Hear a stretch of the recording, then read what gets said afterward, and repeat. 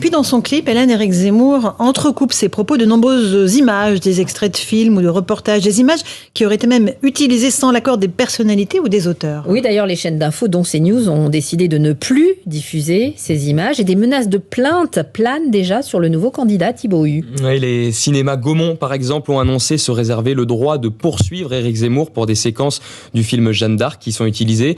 Même chose pour le journaliste Clément Lano, dont des vidéos tournées en manifestation sont aussi reprises. Tous n'auraient pas été prévenus. Pourtant, l'entourage d'Éric Zemmour assure que le règlement du droit des images est en cours ou déjà fait. Pour se défendre, le candidat peut invoquer le droit à la citation d'images courtes. Mais selon l'avocat Alexandre Lazarek, spécialiste en droit de la propriété intellectuelle, il y a des limites.